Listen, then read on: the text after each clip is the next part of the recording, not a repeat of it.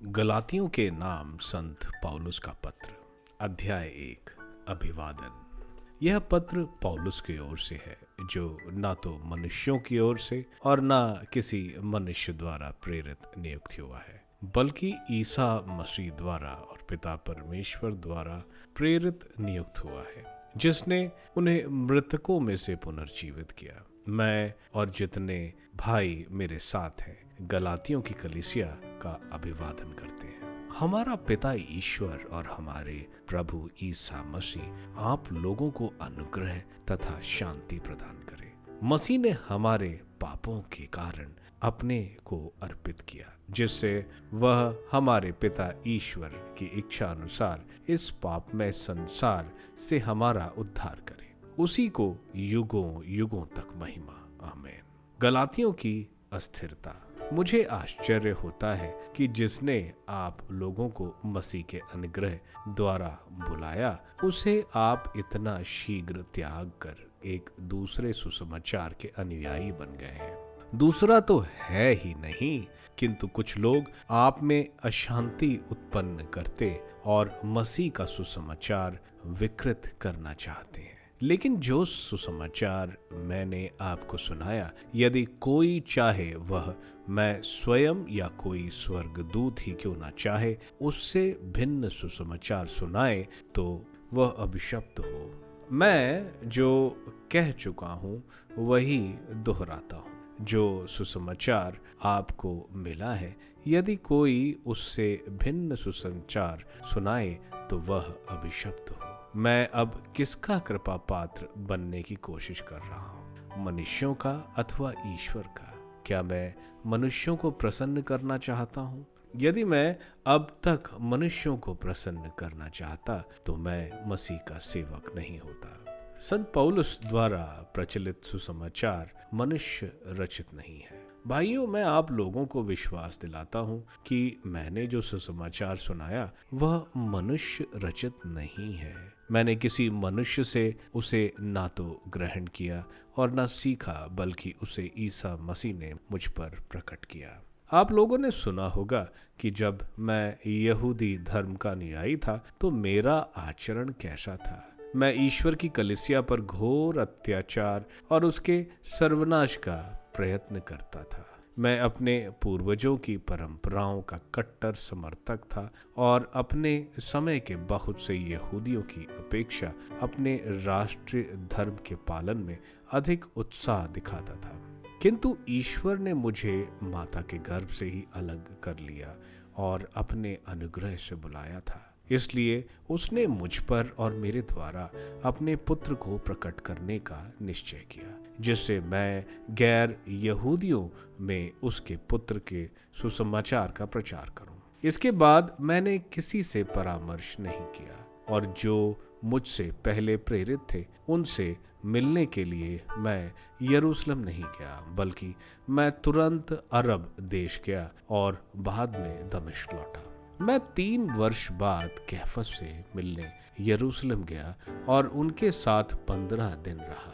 प्रभु के भाई याकूब को छोड़कर मेरी भेंट अन्य प्रेरितों में किसी से नहीं हुई। ईश्वर मेरा साक्षी है कि मैंने आपको जो लिखा है वह एकदम सच है। इसके बाद मैं सीरिया और किलिकिया प्रदेश गया। उस समय यहूदियों की मसीही कलीसियाओं मुझे व्यक्तिगत रूप से नहीं जानती थी। उन्होंने इतना ही सुना था कि जो व्यक्ति हम पर अत्याचार करता था वह अब उस विश्वास का प्रचार कर रहा है जिसका वह सर्वनाश करने का प्रयत्न करता था, और वे मेरे कारण ईश्वर की स्तुति करती थी। गलातियों के नाम संत पौलुस का पत्र, अध्याय 2। यरूशलेम में संत पौलुस का अनुमोदन। इसके 14 वर्ष बाद मैं बारनबास के साथ फिर यरूशलेम गया। मैं टाइटुस को भी अपने साथ ले गया।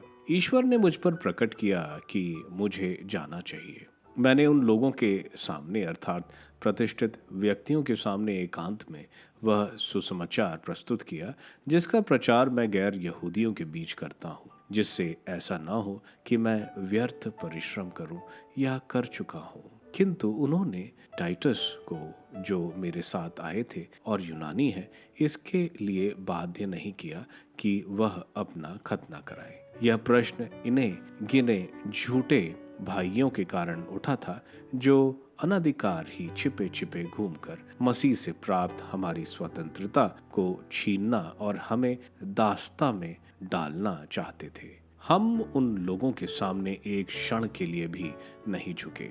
हम सुसमाचार का सत्य आपके लिए पूर्ण रूप से बनाए रखना चाहते थे। किंतु जो व्यक्ति प्रतिष्ठित माने जाते थे, उनका कितना महत्व था इसकी मुझे कोई चिंता नहीं, क्योंकि ईश्वर पक्षपात नहीं करता। उन प्रतिष्ठित व्यक्तियों ने मुझे नए निर्देश नहीं दिए, उल्टे उन्होंने मान लिया कि मुझे उसी तरह गैर यहूदियों में सुसमाचार का प्रचार कार्य सौंपा गया था जिस तरह पेतरुस की यहूदियों में, क्योंकि जिस ईश्वर ने पेतरुस को यहूदियों का धर्म प्रचारक बनने की शक्ति प्रदान की थी, उसी ने मुझे गैर यहूदियों का धर्म प्रचारक बनने की शक्ति प्रदान की थी। जो व्यक्ति कलीसिया के स्तंभ समझे जाते थे, अर्थात याकूब, कैफस और योहन, उन्होंने कृपा का वह वरदान पहचाना जो मुझे मिला है। उन्होंने मुझे और बारनबास को अपने सहयोगी समझकर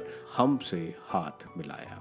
वे इस बात के लिए सहमत हुए कि हम गैर यहूदियों के पास जाएं और वे यहूदियों के पास।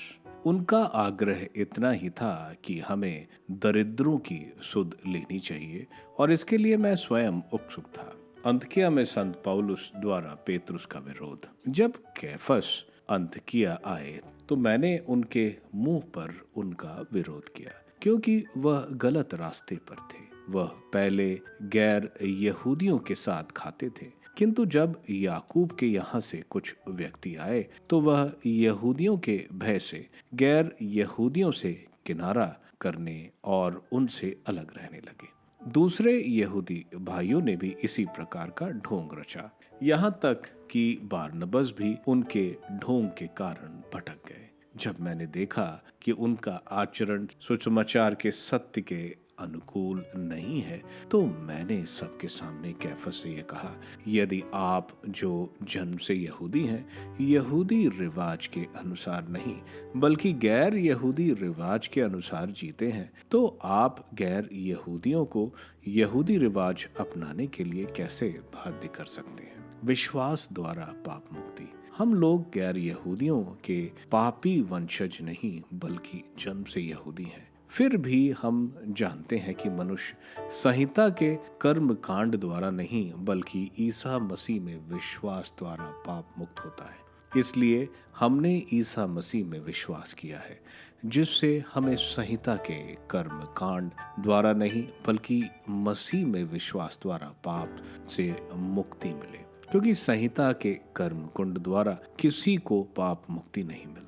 यदि हम जो मसीह द्वारा पाप मुक्ति चाहते हैं संहिता के अवाज्ञा के कारण पापी प्रमाणित होते हैं, तो क्या इसका निष्कर्ष ये है कि मसीह पाप को बढ़ावा देते हैं? कभी नहीं। मैंने जिन चीजों का विनाश किया है, यदि मैं उनका पुनः निर्माण करूंगा तो अपने को अवश्य अपराधी प्रमाणित करूंगा, क्योंकि संहिता के अनुसार मैं संहिता की दृष्टि में मर गया हूँ, जिससे मैं ईश्वर के लिए जी सकूं। मैं मसीह के साथ क्रूस पर मर गया हूँ। मैं अब जीवित नहीं रहा बल्कि मसीह मुझ में जीवित है। अब मैं अपने शरीर में जो जीवन जीता हूँ उसका एकमात्र प्रेरणा स्रोत है ईश्वर के पुत्र में विश्वास, जिसने मुझे प्यार किया है और मेरे लिए अपने को अर्पित किया। मैं ईश्वर के अनुग्रह का तिरस्कार नहीं कर सकता। यदि संहिता द्वारा पाप मुक्ति मिल सकती है तो मसीह व्यर्थ ही मरे। गलातियों के नाम संत पौलुस का पत्र, अध्याय 3। विश्वास द्वारा ही आत्मा का वरदान। नासमझ गलातियों, किसने आप लोगों पर जादू डाला है? आप लोगों को तो सुस्पष्ट रूप से यह दिखलाया गया कि ईसा मसीह क्रूस पर आरोहित किए गए थे।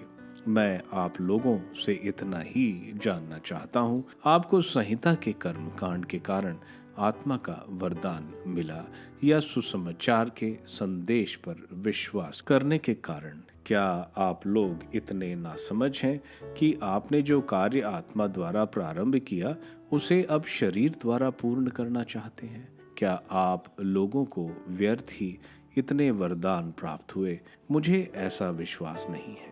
जब ईश्वर आप लोगों को आत्मा का वरदान देता है और आपके बीच चमत्कार दिखाता है, तो क्या वह संहिता के कर्मकांड के कारण ऐसा करता है या इसलिए कि आप सुसमाचार के संदेश पर विश्वास करते हैं? इब्राहिम से की गई प्रतिज्ञा और विश्वास। इब्राहिम ने ईश्वर में विश्वास किया और इसी से वह धार्मिक माने गए। इसलिए आप लोग ये निश्चित रूप से जान लें कि जो लोग विश्वास करते हैं वे ही इब्राहिम की संतान हैं। धर्म ग्रंथ पहले से यह जानता था कि ईश्वर विश्वास द्वारा गैर यहूदियों को पाप मुक्त करेगा। इसलिए उसने पहले से इब्राहिम को यह सुसमाचार सुनाया कि तुम्हारे द्वारा पृथ्वी भर के राष्ट्र आशीर्वाद प्राप्त करेंगे। इसलिए जो विश्वास पर निर्भर रहते हैं वे विश्वास करने वाले इब्राहिम के साथ ही आशीर्वाद प्राप्त करते हैं। परंतु जो संहिता के कर्म कांड पर निर्भर रहते हैं वे शाप के अधीन हैं, क्योंकि लिखा है, जो व्यक्ति संहिता ग्रंथ में लिखी हुई सभी बातों का पालन नहीं करता रहता है वह शापित है। यह तो स्पष्ट है कि कोई संहिता के कारण ईश्वर की दृष्टि में धार्मिक नहीं होता, क्योंकि लिखा है, धार्मिक मनुष्य अपने विश्वास के द्वारा जीवन प्राप्त करेगा। और संहिता का विश्वास से कोई संबंध नहीं है, क्योंकि उससे लिखा है, जो इन बातों का पालन करेगा उसे उन्हीं के द्वारा जीवन प्राप्त होगा। मसीह हमारे लिए शपित बने और इस तरह उन्होंने हमको संहिता के अभिशाप से मुक्त किया, क्योंकि लिखा है, जो काठ पर लटकाया जाता है वह शपित है। यह इसलिए हुआ कि ईसा मसीह के द्वारा इब्राहिम का आशीर्वाद गैर यहूदियों को भी प्राप्त हो और हमें विश्वास द्वारा वह आत्मा मिले जिसकी प्रतिज्ञा की गई थी। इब्राहिम के वंशज कौन?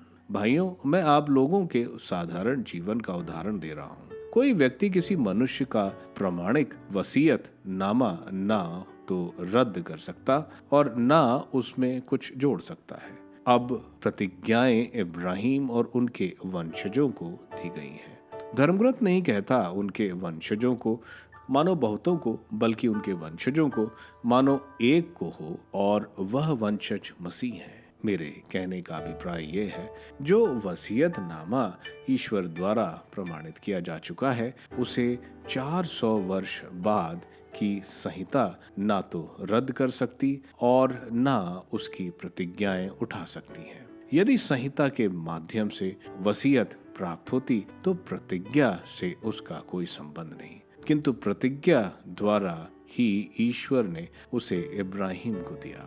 तब संहिता का प्रयोजन क्या है? जिस वंशज को प्रतिज्ञा दी गई थी उसके आने के बाद तक संहिता अपराधों के कारण जोड़ दी गई थी। वह स्वर्गदूतों द्वारा एक मध्यस्थ के माध्यम से घोषित की गई है। वह मध्यस्थ एक की ओर से नहीं अनेकों की ओर से मध्यस्थता करता था, किंतु ईश्वर एक है। तो क्या संहिता और प्रतिज्ञाओं में विरोध है? कभी नहीं। यदि ऐसी संहिता की घोषणा हुई होती तो जो जीवन प्रदान करने में समर्थ थी तो संहिता के पालन द्वारा ही पाप मुक्ति मिलती। परंतु धर्म ग्रंथ ने सब कुछ पाप के अधीन कर दिया है, जिससे ईसा मसीह में विश्वास के द्वारा विश्वास करने वाले के लिए प्रतिज्ञा पूरी की जाए। विश्वास के आगमन से पहले हमको उनके प्रकट होने के समय तक संहिता के निरीक्षण में बंदी बना दिया गया था। इस प्रकार जब तक मसीह नहीं आए और हम विश्वास के द्वारा धार्मिक नहीं बने तब तक संहिता हमारी निरीक्षक रही। किंतु अब विश्वास आया है और हम निरीक्षक के अधीन नहीं रहे, क्योंकि आप लोग सब के सब ईसा मसीह में विश्वास करने के कारण ईश्वर की संतति हैं। क्योंकि जितने लोगों ने मसीह का बपतिस्मा ग्रहण किया उन्होंने मसीह को धारण किया है। अब ना तो कोई यहूदी है और ना यूनानी, ना तो कोई दास है और ना स्वतंत्र, ना तो कोई पुरुष है और ना स्त्री, आप सब ईसा मसीह में एक हो गए हैं। यदि आप लोग मसीह के हैं तो इब्राहिम की संतान है और प्रतिज्ञा के अनुसार उनके उत्तराधिकारी।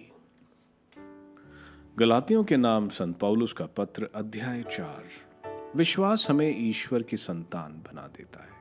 मेरे कहने का अभिप्राय यह है, जब उत्तराधिकारी अवयस्क है, वह सारी संपत्ति का स्वामी होते हुए भी दास से किसी तरह भिन्न नहीं। वह पिता द्वारा निर्धारित समय तक अभिभावकों और करिंदों के अधीन है।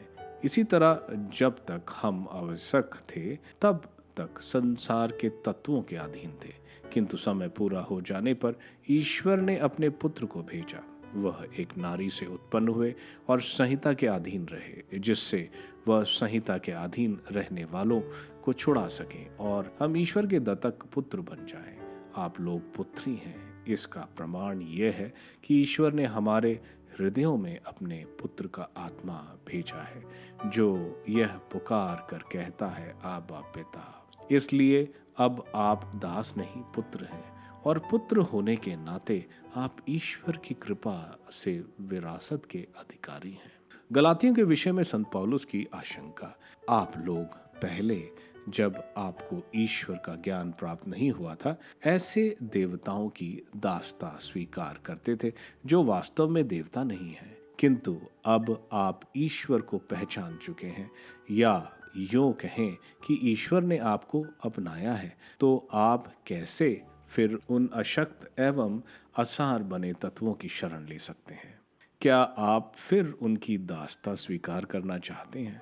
आप लोग विशेष दिन, महीने, ऋतुएं और वर्ष मनाते रहते हैं। मुझे आशंका है, कहीं ऐसा ना हो कि मैंने आप लोगों के बीच व्यर्थ परिश्रम किया हो। भाइयों, आप मुझ जैसे बने, जिस तरह मैं आप लोगों जैसा बन गया हूँ।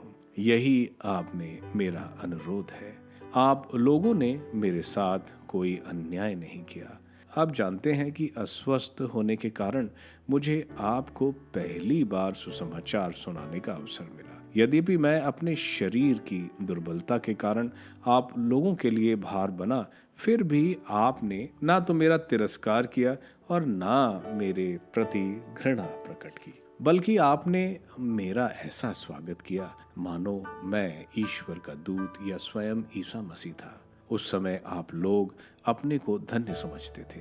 अब आप लोगों का वह मनोभाव कहाँ गया? मैं आपके विषय में यह कह सकता हूँ कि यदि संभव होता तो आप अपनी आंखें निकालकर मुझे दे देते। क्या मैं आपका शत्रु इसलिए बन गया कि मैं सत्य बोलता हूँ? जो लोग आपकी कृपा प्राप्त करने में लगे हुए हैं, वे अच्छे उद्देश्य से ऐसा नहीं कर रहे हैं। वे आपको मसीह से अलग करना चाहते हैं, जिससे आप उनके अनुयायी बने।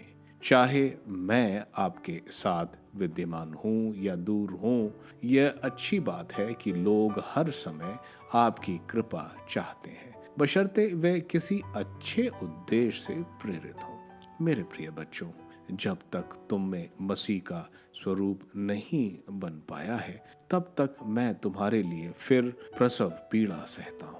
मैं कितना चाहता हूँ कि मैं अभी तुम्हारे बीच विद्यमान होता, जिससे मैं उपयुक्त भाषा का व्यवहार कर सकूं, क्योंकि समझ में नहीं आता कि मैं तुमसे क्या कहूँ।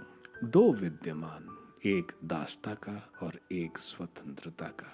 तुम जो संहिता के अधीन रहना चाहते हो, मुझे यह बताओ, क्या तुम ये नहीं सुनते कि संहिता क्या कहती है?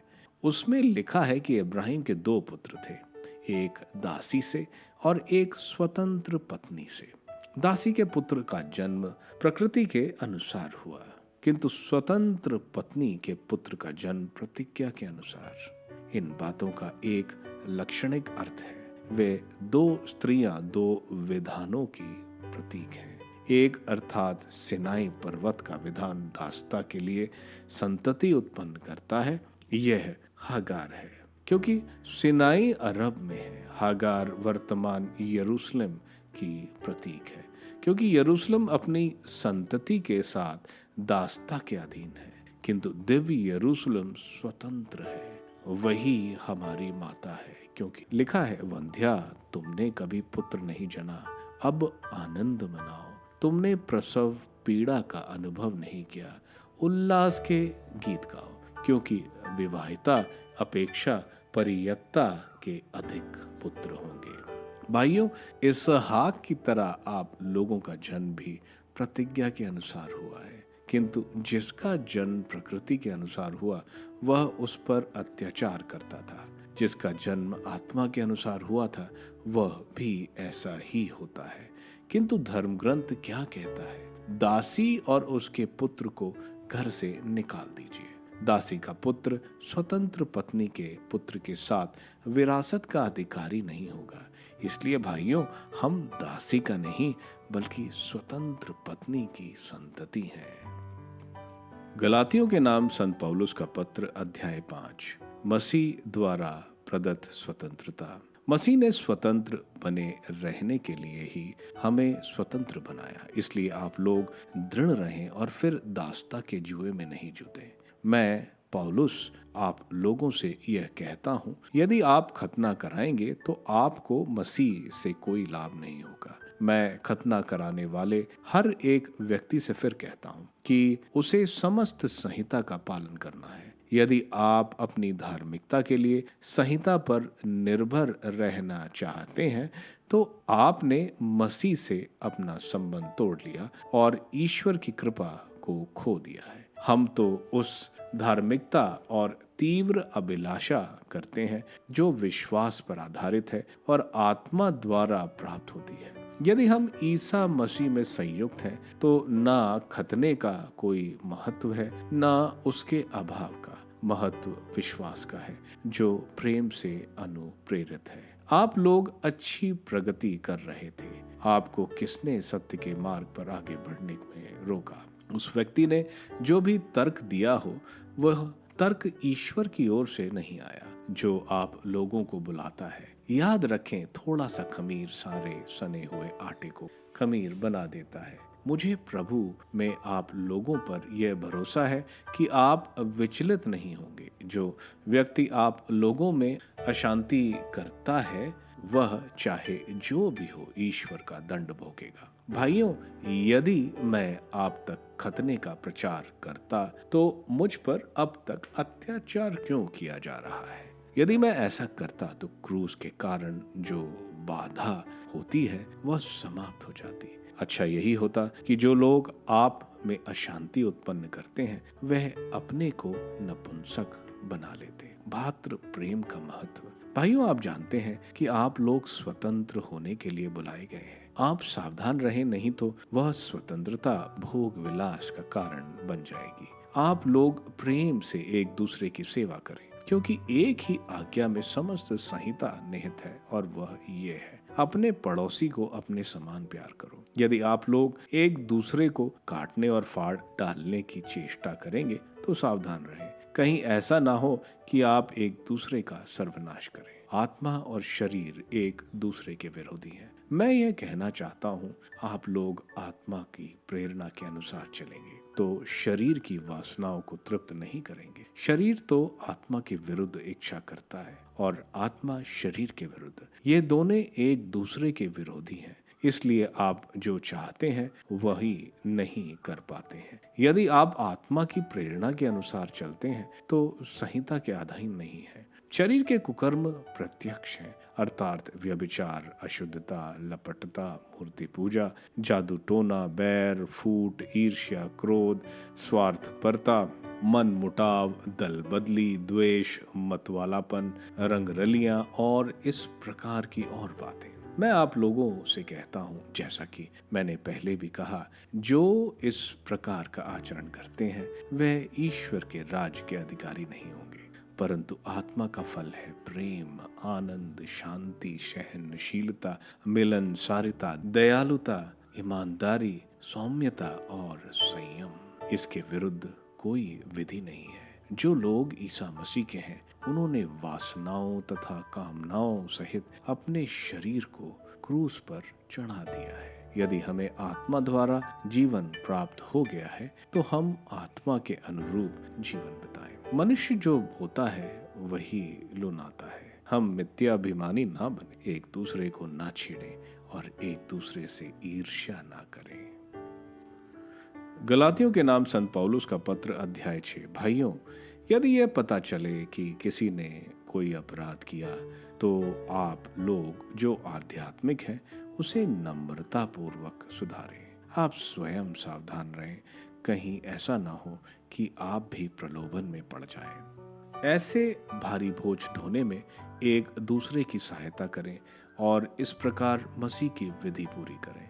क्योंकि यदि कोई समझता है कि मैं कुछ हूँ जबकि वह कुछ नहीं, तो वह अपने को धोखा देता है। हर एक अपने आचरण की जांच करे। यदि वह इस पर गर्व कर सकता तो वह किसी दूसरे के कार्य पर नहीं बल्कि अपने पर गर्व कर सकेगा, क्योंकि हर एक को अपना बोझ ढोना पड़ता है।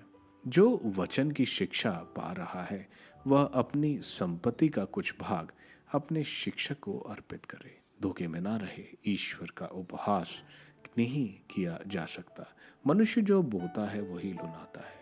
जो अपने शरीर की भूमि में बोता है वह अपने शरीर की भूमि में विनाश की फसल लूनेगा, किंतु जो आत्मा की भूमि में बोता है वह आत्मा की भूमि में अनंत जीवन की फसल लूनेगा।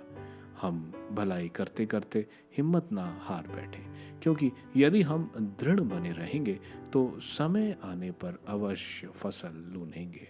इसलिए जब तक हमें अवसर मिल रहा है हम सबकी भलाई करते रहें, विशेष रूप से उन लोगों की जो विश्वास के कारण हमारे संबंधी हैं। हम पूर्ण रूप से नई सृष्टि बन जाएं। इन बड़े बड़े अक्षरों को देखिए, मैं अपने हाथ से लिख रहा हूँ। जो लोग खतने के लिए आपको बाध्य करते हैं वे संसार की लोकप्रियता प्राप्त करना चाहते हैं। कहीं ऐसा ना हो कि मसीह के क्रूस के कारण उन पर अत्याचार किया जाए, क्योंकि जो लोग अपना खतना कराते हैं वे स्वयं संहिता का पालन नहीं करते, बल्कि वे अपना खतना कराना चाहते हैं जिससे वे इस बात पर गर्व कर सकें कि आपने अपने शरीर में इस धर्म विधि को स्वीकार किया है। मैं केवल हमारे प्रभु ईसा मसीह के क्रूस पर गर्व करता हूँ। उन्हीं के कारण संसार मेरी दृष्टि में मर गया है और मैं संसार की दृष्टि में किसी का खतना हुआ हो या नहीं इसका कोई महत्व नहीं। महत्व इस बात का है कि हम पूर्ण रूप से नई सृष्टि बन जाएं। इस सिद्धांत के अनुसार चलने वालों को और ईश्वर के इज़राइल को शांति और दया मिले। अब से कोई मुझे तंग न करे। ईसा के चिन्ह मेरे शरीर पर अंकित है। भाइयों, हमारे प्रभु ईसा मसीह की कृपा आप लोगों पर बनी रहे। आमीन।